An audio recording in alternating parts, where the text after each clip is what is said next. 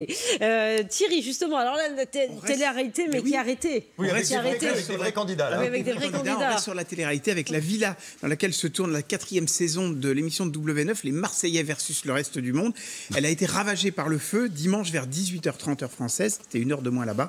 L'incendie a pris en plein tournage de l'émission. L'équipe de production et les candidats ont été évacués et conduits dans un hôtel. Les pompiers d'Olao, près de Faro, sont intervenus rapidement. Selon le Parisien, une jeune femme pompière âgée de 20 ans a été légèrement blessée, indisposée par les fumées. 28 soldats du feu ont été mobilisés pour cet incendie qui a duré plus d'1 heure. Le tournage, d'après un communiqué de Banijay, est interrompu. La villa est inhabitable selon les services de secours. Sur les circonstances de l'incendie, les internautes se perdent en conjectures, évoquant un problème de micro-ondes ou encore une chicha renversée.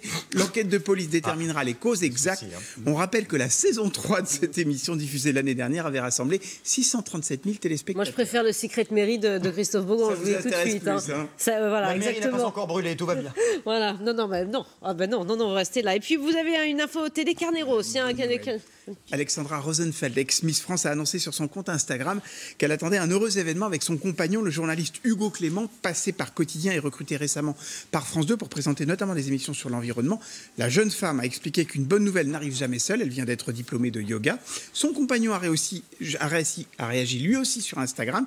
Et oui, c'est la mode. Fier de ma Alexandra Rosenfeld, officiellement diplômée de yoga, on aura bientôt un ou une nouvelle élève à domicile. Ils ont tous les deux été largement félicités par leurs amis. Votre chiffre du jour concerne les Bleus, nos Bleus et le football féminin. Plus 59%, c'est l'augmentation du trafic sur les sites internet des annonceurs pendant la Coupe du Monde féminine de foot diffusée par TF1. C'est une mesure de l'Institut Admo TV qui mesure ce qu'on appelle le drive to web. Le drive to web, c'est en fait le nombre de gens qui, voyant une pub à la télévision, vont consulter le site de la marque. Pour TMC, l'autre diffuseur des matchs dans le groupe, cette augmentation était de 32%, ce qui est aussi considérable. On rappelle que la finale dimanche après-midi a réuni sur TF1 5,26 millions de téléspectateurs et 41,2% de part d'audience, ce qui est un excellent score. Voilà.